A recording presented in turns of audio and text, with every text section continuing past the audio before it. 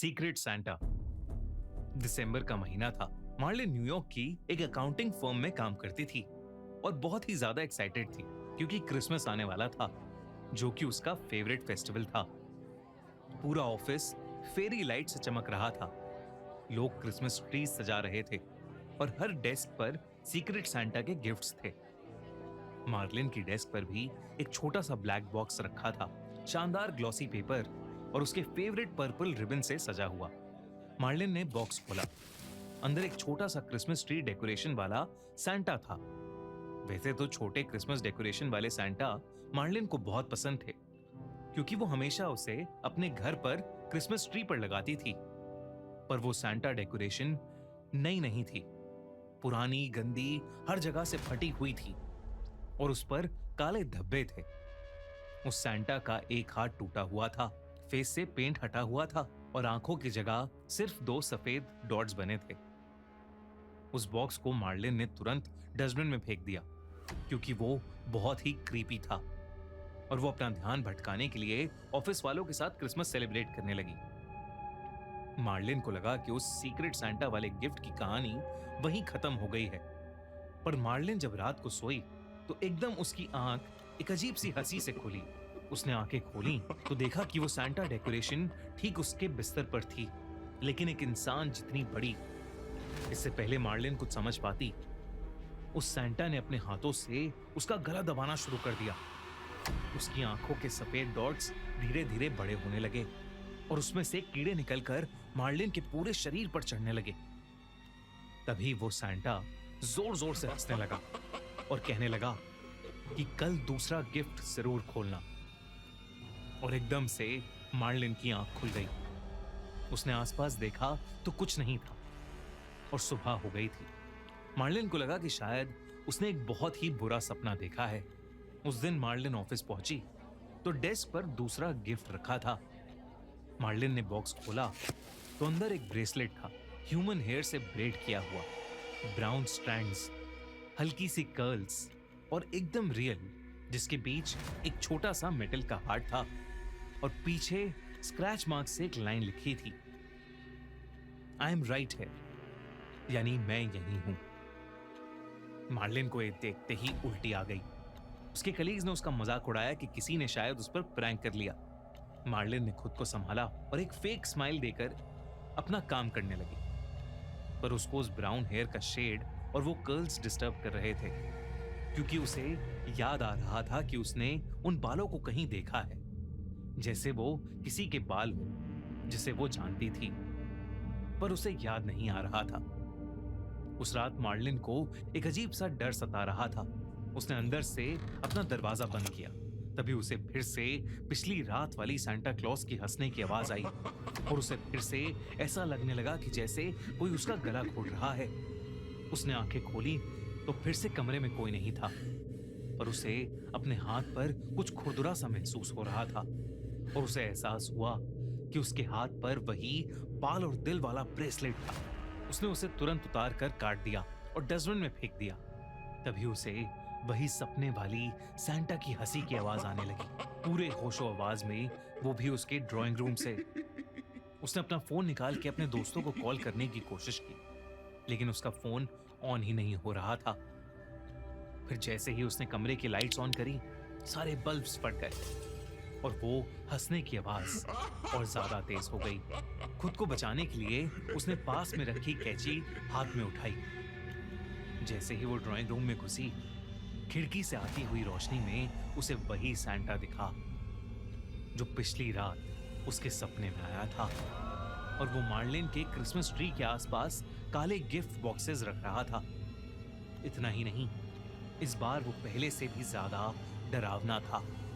उसके हाथ में वही बाल वाला ब्रेसलेट था और वो बहुत जोर से हंसते हुए उसकी तरफ आ रहा था और यही बोल रहा था कि तीसरा गिफ्ट तुम्हारा वेट कर रहा है।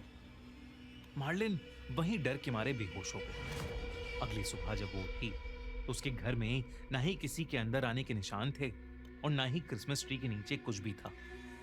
उसे लगा कि शायद वो मजाक उसके दिमाग पर हावी हो गया है और वो ऑफिस चली गई। लेकिन वहीं उसकी डेस्क के ड्रॉर में उसका तीसरा गिफ्ट उसका इंतजार कर रहा था। बिना रैपिंग, बिना रिबन, सिर्फ एक पोलोरॉइड फोटो थी जो मार्लिन के बेडरूम की थी। Exactly same curtains, night lamp, same bedsheet, पर एक कोने में एक धुंधली सी परछाई थी जिसने सांता क्लॉज जैसी एक टोपी पहनी हुई थी। मार्लिन ने ऑफिस सिक्योरिटी और एचआर को बुलाया, कैमरास चेक करवाए। कोई भी उसके डेस्क के पास नहीं आया था, कोई भी बॉक्सेस रखते हुए नहीं दिखा। लोगों ने इसे ऑफिस का स्ट्रेस बोल दिया, पर मार्लिन को अब वो भयानक सांता हर जगह दिखने लगा था और उसकी हंसी हर जगह सुनाई देती थी, चाहे दिन हो या रात। मार्लिन डर के मारे पागल होने लगी थी। उसे जब भी मौका मिलता ऑफिस के सारे स्टाफ के क्यूबिकल्स चेक करती, ऑफिस में स्टोरेज कैबिनेट्स खोलती। उसे पैनिक अटैक्स आने लगे थे और सारे कलीग्स उससे दूर रहने लगे थे। लेकिन वो गिफ्ट्स रुक ही नहीं रहे थे। ऑफिस की जगह घर पर काले डिब्बे। क्रिसमस ईव की रात मार्लिन के दरवाजे पर नॉक हुआ। रात के करीब 12 बजे उसने घबराते हुए हाथ में चाकू लिया और दरवाजा खोला। दरवाजे के बाहर एक ब्लैक बॉक्स था जिसके अंदर एक फटा हुआ एनवेलप था। उस पर लिखा था, you broke my heart and I will destroy everything. यानी तुमने मेरा दिल तोड़ा था, अब मैं सब कुछ खत्म कर दूंगा। और उसके नीचे एक नाम था, रेनॉल्ड। रेनॉल्ड मार्लिन का एक कलीग था जो 1 साल पहले सडनली ठीक क्रिसमस के दिनों में रिजाइन करके गायब हो गया था। रेनॉल्ड मार्लिन को बहुत ज्यादा लाइक करता था। जब मार्लिन ने उसके ब्राउन कर्ली बालों के लिए उसे कॉम्प्लीमेंट किया था तो अगले ही दिन उसने उसे सीक्रेट सांता की गिफ्ट में एक लव लेटर और मैरिज रिंग देकर प्रपोज किया था, जिसे मार्लिन ने सीधा रिजेक्ट कर दिया था। और फिर उस दिन के बाद से रेनॉल्ड कभी वापस ऑफिस आया ही नहीं। वो नाम पढ़ते ही मार्लिन के हाथ कांपने लगे, उसका शरीर जम गया। वो समझ गई थी कि हर गिफ्ट, हर रैपिंग, वो छोटी सी क्रीपी सांता डॉल डेकोरेशन, वो ब्रेसलेट, सब रेनॉल्ड ने ही किया था। पर कैसे? तभी रूम में एक हवा का झोंका आया। उस ठंडी हवा में सड़ते हुए मांस की बदबू आने लगी। मार्लिन ने तभी अपने कान के पास किसी की सांसें महसूस की। वो धीरे से मुड़ी।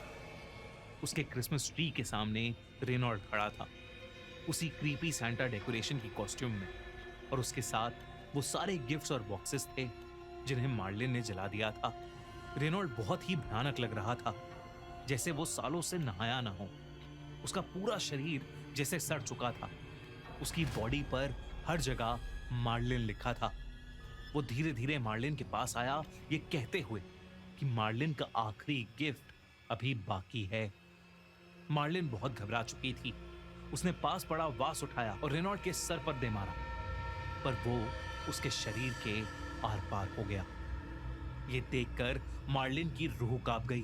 वो समझ गई थी कि रेनॉल्ड ने उसके प्यार में खुद को मार लिया था और अब वो उसे भी लेने आ गया था।